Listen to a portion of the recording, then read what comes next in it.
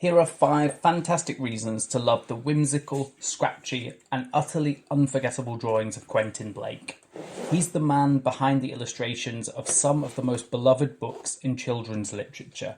The Twits, James and the Giant Peach, Fantastic Mr. Fox, the BFG, Charlie and the Chocolate Factory, George's Marvellous Medicine, Matilda, and so many more. Let's jump straight in. Reason 1, the perfect partnership with Roald Dahl. When you think of Quentin Blake, you almost certainly think of Roald Dahl. Their partnership is one of the most iconic pairings in children's literature. Their era together began in 1978, when Blake illustrated Dahl's book, The Enormous Crocodile. From that point on, he became Dahl's go-to illustrator, and he went on to illustrate 18 of his books. Blake once said that he felt a deep connection to Dahl's mischievous and slightly dark sense of humour, and it shows. His drawings perfectly capture the grotesque villains, like the filthy, food-encrusted Mr. and Mrs. Twit, as well as the dreamlike gentleness of characters like the big friendly giant. Take Matilda, for example. Dahl gave us the words of a bookish, brilliant little girl, but Blake gave her a face, a stance, and a spirit. Sitting cross-legged with a mountain of books, or glaring defiantly at Miss Trunchbull, Matilda became iconic because Blake made her visible. And then there's the BFG. Dahl described him as a giant with huge ears and a kind heart, but it was Blake who gave him those gangly limbs, that awkward charm, and the sense that, despite his size, he was just a big, gentle soul. Even in the books where he didn't illustrate the first editions, such as Charlie and the Chocolate Factory or Fantastic Mr. Fox, Blake's later editions became the ones children grew up with. For countless readers, Blake's versions are the definitive ones. Together, Dahl and Blake weren't just writer and illustrator, they were true collaborators. Dahl's words lit the spark, but Blake's illustrations gave them legs, faces, and life. Reason 2, his unique drawing style.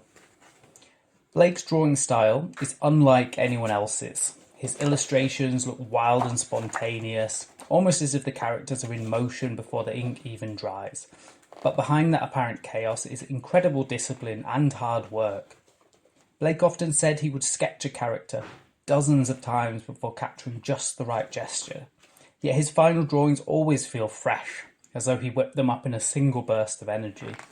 It's this looseness, this refusal to polish things into perfection, that makes his characters so alive. A crooked grin, a wiry arm, a mad tuft of hair. They feel like real people with real personalities.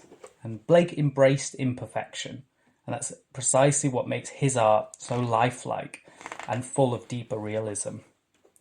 Reason 3, cultural impact. From the page to the screen.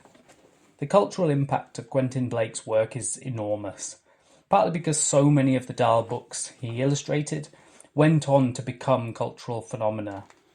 Take Charlie and the Chocolate Factory. The original 1964 edition wasn't illustrated by Blake. It was Joseph Schindelman in the US and Faith Jacks in the UK. But when Blake illustrated later editions in the 1990s, his version of Willy Wonka and the Oompa Loompas became the ones etched into readers' imaginations. And then came the films. The 1971 movie, Willy Wonka and the Chocolate Factory, starring Gene Wilder, was quirky, musical, and unforgettable. Tim Burton's 2005 version with Johnny Depp brought a darker, surreal take and earned nearly $500 million worldwide. Neither film directly used Blake's drawings, but they were hugely influential within the concept and character design. His illustrations shaped how generations of readers imagined those characters before ever seeing them on screen. And the same goes for the BFG. The book was first published in 1982 with Blake's illustrations. His lanky, kind-hearted giant is the one everyone knows. When Steven Spielberg directed the 2016 film, the CG version was played by Mark Rylance, and it drew heavily on Blake's visual template.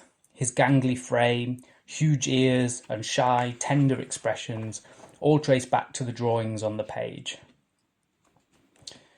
Reason 4. A lifelong dedication to illustration. Quentin Blake's career has lasted over 60 years. Born in 1932 in Sidcup in Kent, England, he had his first cartoon published in Punch at just 16 years old. He studied English at Cambridge, later took art at Chelsea School of Art, and trained as a teacher. He went on to teach himself, joining the Royal College of Art in 1965, and later serving as head of illustration from 1978 to 1986. Beyond children's books, Blake worked on poetry, adult fiction, and even created artwork for hospitals and public spaces. He believed his joyful images could make people's lives brighter in moments of difficulty. Reason 5. His lasting legacy and cultural reach. Quentin Blake's influence has gone far beyond the pages of books. In 1999, he became the UK's very first children's laureate, recognised for his impact on reading and the visual imagination of children.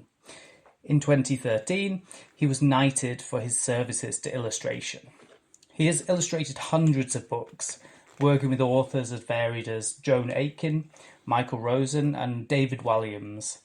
His art has appeared in galleries, on postage stamps, on public murals, and on the walls of hospitals.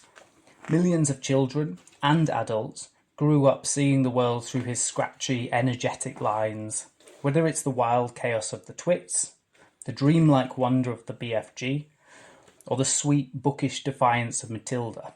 Blake's drawings remind us that art doesn't have to be neat to be meaningful. It just has to be alive. So there you have it. 5 reasons why Quentin Blake's drawings are truly marvellous. Number 1, his iconic partnership with Roald Dahl. Number 2, his unique, energetic drawing style. Number 3, his cultural impact through films such as Charlie at the Chocolate Factory and the BFG, and the cultural impact through his illustrations and how they affected those films. Number 4, his lifelong dedication to teaching and illustration. Number 5, his lasting legacy that continues to inspire today. Quentin Blake's drawings don't just illustrate stories, they become them. They prove that art isn't about visual perfection. It's about capturing energy, character and imagination. And that's why his work has delighted generations of readers and will continue to do so for generations to come. If you enjoyed this deep dive into the art of Quentin Blake, don't forget to subscribe and let me know in the comments which Quentin Blake character is your favourite.